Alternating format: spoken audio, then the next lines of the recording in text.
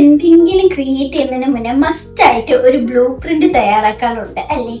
Then why missing out one before creating our own dreams? Hi guys, welcome back to my channel. Today let's talk about journaling. നമ്മൾ diary എഴുതാറുണ്ടല്ലേ?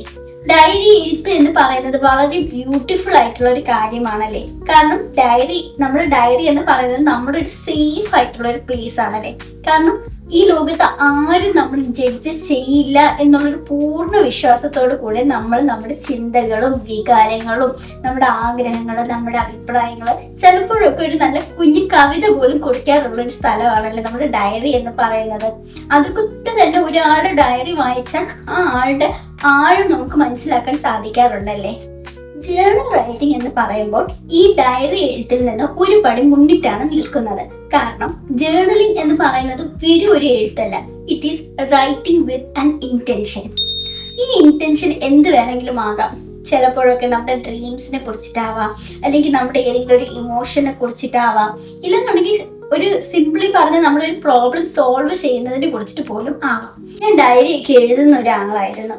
പക്ഷെ എൻ്റെ കോളേജൊക്കെ കഴിഞ്ഞതിന് ശേഷം clueless ആയിട്ട് ഇരിക്കുന്ന ഒരു സമയത്ത് ഇനി ഞാൻ എൻ്റെ സെൽഫ് ഗ്രോത്ത് ജേർണി മസ്റ്റ് ആയിട്ട് തുടങ്ങിയേ പറ്റൂ എന്ന് തീരുമാനിച്ചപ്പോൾ എല്ലാ ദിവസവും വളരെ റിലീജിയസ് ആയിട്ട് ഞാൻ ഫോളോ ചെയ്തുകൊണ്ടിരുന്ന ഒരു ഹാബിറ്റ് എന്ന് പറയുന്നത് ജേർണലിംഗ് ആയിരുന്നു. എല്ലാ ദിവസവും വെളുപ്പം കാലത്ത് ഞാൻ എണീറ്റ് ഫ്രഷ് ഒക്കെ ആയതിനു ശേഷം ആദ്യം ചെയ്യുന്ന ടാസ്ക് എന്ന് വെച്ചാൽ ജേർണലിംഗ് ആയിരുന്നു. ഞാനൊരു ബുക്കും പേനയൊക്കെ ആയിട്ട് ഇരുന്നിട്ട് മണിക്കൂറുകളോളം ഇങ്ങനെ ജേർണലിംഗ് ചെയ്യുമായിരുന്നു. ചില ദിവസം അതെന്തെങ്കിലും ഒരു ഇമോഷൻസിനെ കുറിച്ചിട്ടായിരിക്കും. പക്ഷെ മിക്ക ദിവസം എൻ്റെ ഒരു ഓർമ്മയിൽ ഞാൻ ജേർണലിംഗ് ചെയ്തുകൊണ്ടിരുന്നത് മുന്നോട്ടുള്ള ലൈഫിനെ കുറിച്ചിട്ടായിരുന്നു. എൻ്റെ ഡ്രീംസിനെ കുറിച്ചിട്ട്, എങ്ങനെ എനിക്ക് എൻ്റെ ഡ്രീംസ് അച്ചീവ് ചെയ്യാം അതിനൊക്കെ കുറിച്ചിട്ടായിരുന്നു. പിന്നെ ഞാൻ ആ സമയത്ത് നേരിട്ടുകൊണ്ടിരുന്ന പ്രശ്നങ്ങളെ എങ്ങനെ സോൾവ് ചെയ്തെടുക്കാം അതിനൊക്കെ കുറിച്ചിട്ടായിരുന്നു ഞാൻ ജേർണലിംഗ് ചെയ്തത്. ഈ എഴുത്തെന്ന് പറയുന്ന സംഭവം തന്നെ ഒരു കലയാണെന്ന് എനിക്ക് പലപ്പോഴും തോന്നിയിട്ടുണ്ട്. കാരണം നമുക്ക് വളരെ റാൻഡം ആയിട്ട് ഇങ്ങനെ സ്പോണ്ടേനിയസ് ആയിട്ട് എത്ര പേർക്ക് എഴുതാൻ സാധിക്കും എന്ന് എനിക്ക് അറിയത്തില്ല. പക്ഷെ നിങ്ങളൊരു ബിഗിനർ ആണ്, ജേർണലിംഗ് ഒക്കെ ട്രൈ ചെയ്ത് നോക്കണം എന്ന് ആഗ്രഹം ഉണ്ടെങ്കിൽ, ഒരു സ്റ്റാർട്ടിങ് ട്രബിൾ ഒക്കെ തോന്നുന്നുണ്ടെങ്കിൽ നിങ്ങൾക്ക് ഹെൽപ്ഫുൾ ആകും ഈ പ്രോംപ്റ്റ്സ് എന്ന് പറയുന്ന സംഭവം. അതായത് ഞാൻ പറഞ്ഞില്ല, ജേർണലിംഗ് നമ്മൾ ചെയ്യുന്നത് ഒരു ഇന്റൻഷൻ വെച്ചിട്ടായിരിക്കും. ആ ടോപ്പിക് എന്താണോ ആ ടോപ്പിക്കിനെ കുറിച്ച് കുറച്ച് ജേർണൽ പ്രോംപ്റ്റ്സ് നമുക്ക് ChatGPT-യിലോ ഗൂഗിളിലോ ഒക്കെ സെർച്ച് ചെയ്താൽ ഒരു ടോപ്പിക് അടിച്ചാൽ തന്നെ ഒരു 100 or 200 പ്രോംപ്റ്റ്സ് ഒക്കെ തന്നെ വരും. അതെല്ലാം ഒന്നും നമ്മൾ എഴുതണമെന്നില്ല, ഒരു 4-5 സെലക്ട് ചെയ്തിട്ട് നമുക്ക് അതിനെ കുറിച്ച് എഴുതാം. പക്ഷെ എഴുതുന്നത് മസ്റ്റാണ്. കാരണം ഈ ജേർണലിംഗ് കൊണ്ട് ഉദ്ദേശിക്കുന്നത് തന്നെ എഴുത്താണ്. ഈ എഴുത്ത് നമ്മൾ എത്രത്തോളം എഴുതുന്നോ അത്രയും കാര്യങ്ങൾ നമ്മളിൽ നിന്ന് റിലീസാവും, അത്രയും നമ്മുടെ ചിന്തകൾക്കും നമ്മുടെ ലൈഫിലും ഒക്കെ ക്ലാരിറ്റി കൊണ്ടുവരും. അതുകൊണ്ടാണ് ജേർണലിംഗ് എന്ന് പറയുന്നതിൻ്റെ ഏറ്റവും ബെസ്റ്റ് ഒരു ഉപയോഗം, ഒരു യൂസ് എന്ന് പറയുന്നതിന് ക്ലാരിറ്റി ലൈഫിൽ കൊണ്ടുവരിക എന്നുള്ളത് തന്നെയാണ്. അപ്പൊ ഈ ജേർണൽ പ്രോംപ്റ്റ്സ് നമുക്ക് നല്ല രീതിയിൽ ഹെൽപ്പ് ആവും. ഒരു എക്സാമ്പിൾ പറയുകയാണെങ്കിൽ ഇപ്പം ഞാൻ ഇന്നിപ്പം ഇന്നർ ചൈൽഡ് ഹീലിങ്ങിനെ കുറിച്ചിട്ട് എനിക്ക് ജേർണലിംഗ് എഴുതണം, എനിക്ക് എൻ്റെ ഇന്നർ ചൈൽഡ് ഹീൽ ചെയ്യണം എന്നുള്ളൊരു ഇന്റൻഷൻ വെച്ചിട്ടാണ് ഞാൻ ഇപ്പം എഴുതാൻ പോകുന്നതെന്ന് വിചാരിച്ചു. അപ്പം ഞാൻ ഇന്നർ ചൈൽഡ് ഹീലിങ്ങിന് വേണ്ടിയിട്ടുള്ള ജേർണൽ പ്രോംപ്റ്റ്സ് എന്ന് പറഞ്ഞാൽ ഗൂഗിളിൽ സെർച്ച് ചെയ്യുമ്പോൾ അതിന് എനിക്ക് ഇഷ്ടപ്പെടുന്ന ഒരു 4-5 എടുത്തിട്ട് ഞാൻ എഴുതും. അപ്പം അത് എഴുതി കഴിയുമ്പോൾ തന്നെ എനിക്ക് മനസ്സിലാവും എൻ്റെ പെയിൻ പോയിന്റ്സ് എവിടേക്കായിരുന്നു, എന്തുകൊണ്ടായിരിക്കും എനിക്ക് പല പ്രശ്നങ്ങളും എൻ്റെ ലൈഫിൽ വന്നത്. അപ്പം തന്നെ ഒരു ക്ലാരിറ്റി കിട്ടും. ഇപ്പം എങ്ങനെ മുന്നോട്ടുള്ള ലൈഫിൽ ഈ വൂൺസ് മാറ്റി എങ്ങനെ ഹീൽ ചെയ്തിട്ട് എങ്ങനെ മുന്നോട്ട് പോവാം എന്നൊരു ക്ലാരിറ്റി കിട്ടും. അപ്പം ഇതാണ് ജേർണൽ റൈറ്റിംഗ് എന്ന് പറയുന്നത്. ഇനി ഞാൻ നിങ്ങളായിട്ട് ഷെയർ ചെയ്യാനായിട്ട് ആഗ്രഹിക്കുന്നത്, ഞാൻ ഇത്രയും വർഷം ജേർണലിംഗ് ചെയ്തപ്പോൾ എനിക്ക് കിട്ടിയ ബെനിഫിറ്റ്സ് എന്തൊക്കെയാണെന്ന് ഞാൻ പറയാം. ഒരു കാര്യം ക്ലാരിറ്റിയാണ്, അത് ഞാൻ ഓൾറെഡി പറഞ്ഞല്ലോ. അതല്ലാതെ ഇപ്പം എനിക്കുണ്ടായ എനിക്ക് വന്ന ഒരു മാറ്റം എന്ന് വെച്ചാൽ നമ്മുടെ ഇമോഷൻസ് കറക്റ്റായിട്ട് ഐഡന്റിഫൈ ചെയ്യാനും, പല ഇമോഷൻസും അൺപ്രോസസ്ഡ് ആയിട്ടുള്ള ഇമോഷൻസ് ഉണ്ടായിരുന്നു. അത് ഞാൻ പോലും റിയലൈസ് ചെയ്യാതെ പോയ കാര്യമാണ്. ആ പല ഇമോഷൻസും ഐഡന്റിഫൈ ചെയ്യാനും അതിനെ പ്രോസസ്സ് ചെയ്യാനും കറക്റ്റായിട്ട് റിലീസ് ചെയ്യാനായിട്ട് സാധിച്ചു. അതായത് ഇപ്പോൾ for example guilt, regret, shame, നമ്മൾ പോലും അറിയുന്നില്ല നമ്മൾ ഇങ്ങനത്തെ വികാരങ്ങൾ ഇങ്ങനെ അക്യുമുലേറ്റ് ആവുന്നത്. ഞാൻ റിയലൈസ് ചെയ്തിട്ടില്ലായിരുന്നു എനിക്ക് എൻ്റെ ഉള്ളിൽ ഇത്രയും ഗിൽട്ട് ഉണ്ടെന്നോ അല്ലെങ്കിൽ എൻ്റെ ഉള്ളിൽ ഇത്രയും റിഗ്രറ്റ്സ് ഉണ്ടായിരുന്നെന്നോ.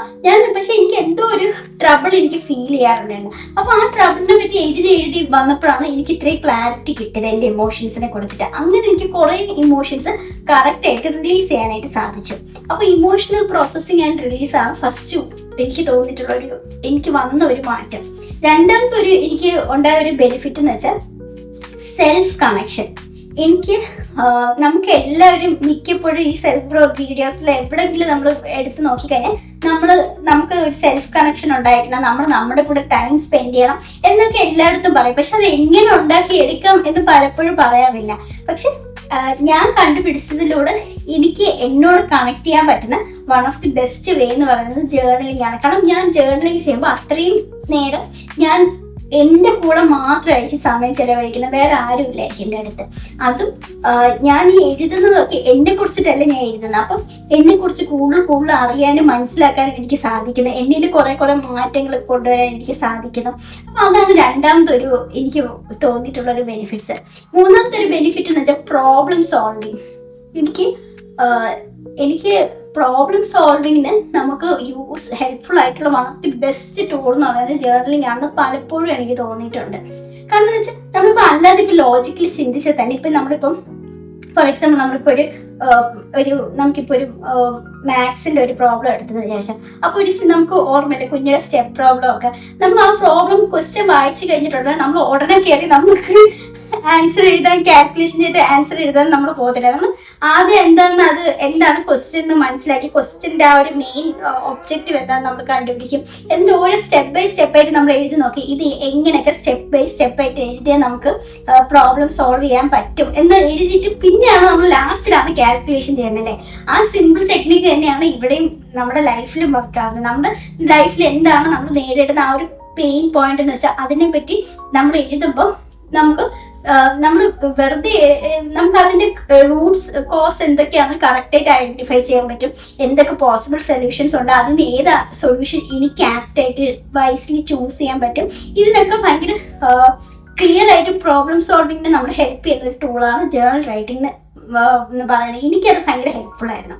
പിന്നെ നാലാമത്തെ ഒരു കാര്യം ഒബ്വിയസ്ലി എൻ്റെ ഡ്രീംസും എൻ്റെ ആഗ്രഹങ്ങളും എല്ലാം നല്ല പ്രോപ്പർ സ്ട്രാറ്റജിയോടെ അച്ചീവ് ചെയ്യാനായിട്ട് എന്നെ സാധിച്ച ഒരു കാര്യമാണ് ജേർണലിംഗ് എന്ന് പറയുന്നത്. കാരണം നമ്മൾ അല്ലാതിരിക്കുമ്പോൾ നമ്മുടെ മനസ്സിൽ പല ആഗ്രഹങ്ങളൊക്കെ വരും, പക്ഷെ അത് എങ്ങനെ അച്ചീവ് ചെയ്യണം ഇതിനൊക്കെ കുറച്ചൊരു ക്ലാരിറ്റി ഇല്ല. പക്ഷെ ജേർണലിംഗ് ചെയ്യുമ്പോൾ ഞാൻ മിക്ക ദിവസം എൻ്റെ ഗോൾസ് ഇന്ന കാര്യങ്ങളാണ്, അച്ചീവ് ചെയ്യാൻ എനിക്ക് എന്തൊക്കെ ചെയ്യാൻ പറ്റും, എൻ്റെ കയ്യിൽ ഇപ്പം എന്തൊക്കെ മീൻസ് എൻ്റെ കയ്യിലുണ്ട്, ഇനി എന്തൊക്കെ ഞാൻ ചെയ്യണം, അങ്ങനെ എല്ലാം ഒരു പ്രോപ്പർ സ്ട്രാറ്റജി എനിക്ക് ഈ ജേർണൽ റൈറ്റിങ്ങിലൂടെ ചെയ്യാൻ പറ്റുമായിരുന്നു. അപ്പം ഇതൊക്കെയാണ് എനിക്ക് ജേർണൽ റൈറ്റിങ്ങിലൂടെ എനിക്ക് കിട്ടിയിട്ടുള്ള ബെനിഫിറ്റ്സ്. അതുകൊണ്ട് തന്നെ ജേർണലിംഗ് സ്റ്റാർട്ട് ചെയ്തതിന് ശേഷം ഞാൻ as A human being as an individual ഒരുപാട് എനിക്ക് മാറ്റം വന്നിട്ടുണ്ട്. അപ്പം ഇത് എൻ്റെ ഈ എക്സ്പീരിയൻസസിൽ ഒക്കെ കേട്ടതിന് ശേഷം ജേർണൽ റൈറ്റിങ്ങിനെ കുറിച്ചൊക്കെ ഉള്ള ഒരു ന്യൂസ് ഒക്കെ കേട്ടതിന് ശേഷം നിങ്ങൾക്കും ജേർണലിംഗ് സ്റ്റാർട്ട് ചെയ്യാൻ ഒരു എൻകറേജ്മെന്റ് കിട്ടുമെന്നും അതുപോലെ തന്നെ ജേർണലിംഗ് ഒക്കെ ചെയ്യുന്നതിലൂടെ നിങ്ങൾക്ക് കുറെ മാറ്റങ്ങൾ ലൈഫിൽ കൊണ്ടുവരാൻ സാധിക്കട്ടെ എന്ന് വിശ്വസിച്ചുകൊണ്ട് ഈ വീഡിയോ ഞാൻ അവസാനിപ്പിക്കുന്നു. നെക്സ്റ്റ് വീഡിയോ വരുന്നവരെ stay safe, stay happy, by.